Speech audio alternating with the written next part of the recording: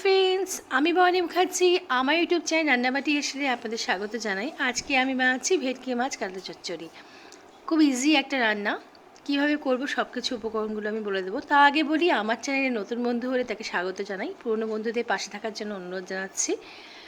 আমি এরকমভাবে বাজার থেকে মাছটাকে ফিলে করে কাটাগুলো নিয়ে এসেছিলাম কেটে। এর মধ্যে আমি নুন আর হলুদটাকে ভালোভাবে মেখে রাখবো। আমি আধ ঘন্টা এটাকে মেখে রেখে দেবো।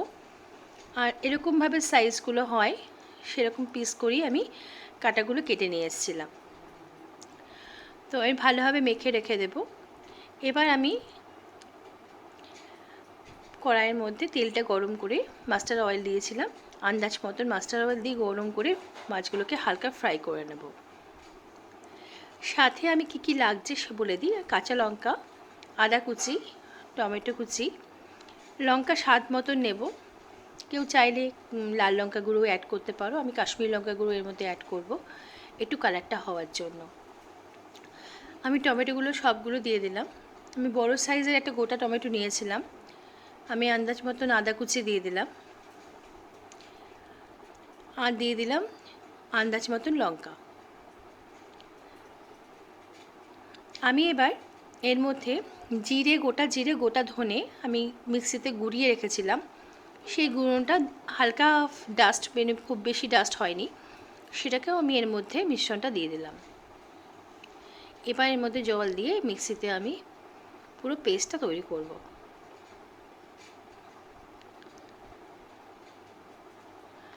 মোটামুটি আমার পুরো পেস্ট হয়ে গেছে।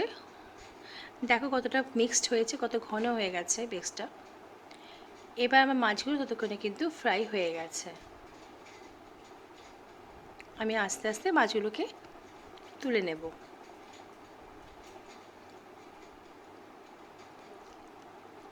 এবার এই মশলাটা আমি সাইডে রেখে দেব, আর মাছগুলোকেও তুলে নেব। আমি আলু দিচ্ছি। আমি গোটা একটা আলু নিয়েছিলাম, যেটা আমি লম্বা লম্বা কেটে নিয়েছিলাম। কেউ চাইলে আলু অ্যাড করতেও পারো, নাও পারো। আমি এর মধ্যে একটা গোটা আলু অ্যাড করেছি। আলুটাকেও আমি হালকা ফ্রাই করে নেব। আর মশলাটার মধ্যে আমি কাশ্মীরি লঙ্কা গুঁড়ো অ্যাড করব একটু কালারটাকে চেঞ্জ করার জন্য।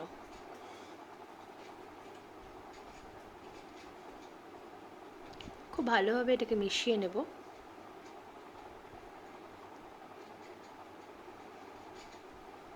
ততক্ষণে আমার আলু ফ্রাইটাও খুব ভালোভাবে হতে থাকছে।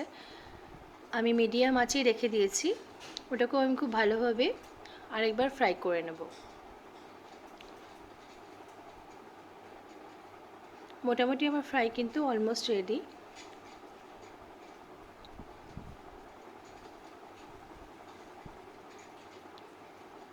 এবার আমি ফ্রাইগুলোকে আস্তে আস্তে সাইড করে তুলে নেব।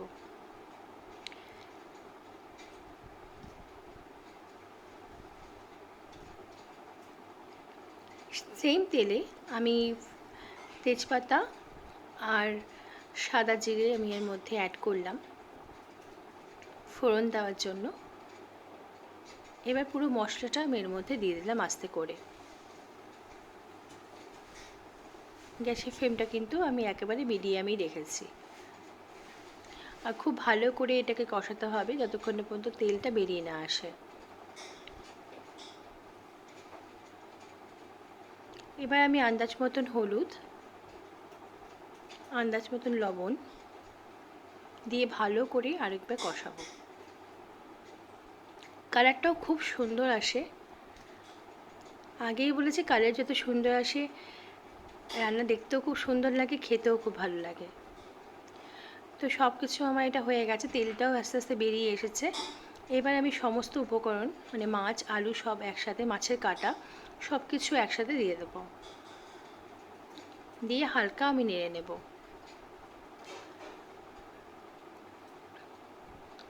আমি এটাকে খুব ভালোভাবে একটু কষিয়ে নেব, যাতে মশলার সাথে মাছের কাটা আলুগুলো খুব ভালোভাবে মিশে যায়, আর একটা সুন্দর একটা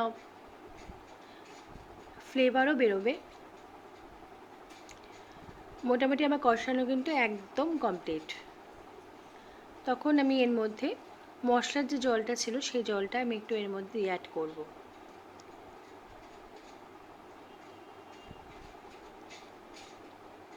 দিয়ে আমি আরেকবার এটাকে খুব ভালোভাবে কষিয়ে নেব। যত বেশি কষানো হবে মাছের টেস্ট বা তরকারি যে কোনো রান্নারই খুব টেস্টটাও খুব ভালো বেড়ে যায়। এবার আমি আন্দাজ মতন এর মধ্যে জল দিয়ে দিলাম। আলুগুলোকে হালকা সেদ্ধ করার জন্য একটু হালকা পরিমাণে জলটা অ্যাড করলাম। খুব বেশি জল দেব না, যেটুকু দরকার সেটুকু জলই রাখবো। আমি এটাকে খুব বেশি ড্রাইও করবো না, খুব বেশি গ্রেভিও রাখবো না।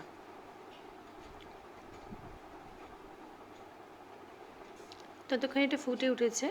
তো আমার রান্না মোটামুটি অলমোস্ট শেষের দিকে। আমার রান্নাঘরে নতুন বন্ধু হলে আবার বলছি, সাবস্ক্রাইব করতে কিন্তু ভুলে যেও না।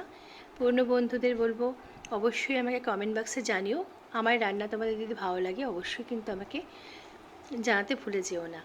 আর নিত্য নতুন রান্না পাওয়ার জন্য আমাকে কিন্তু কমেন্ট বক্সে জানিও কোনো রান্না যদি আমার তোমরা দেখতে চাও, অবশ্যই আমি চেষ্টা করবো দেখানোর। আমি এর মধ্যে 1 টেবিল স্পুন গরম মশলা দিয়ে দিলাম।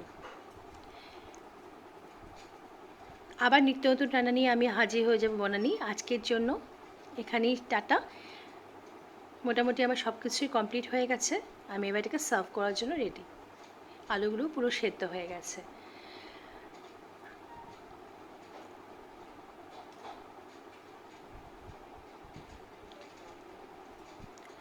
অলমোস্ট রেডি ভেটকি মাছের কাঁটা চচ্চড়ি। খুব তাড়াতাড়ি চটজলদি বানিয়ে ফেলো। আজকের জন্য টাটা।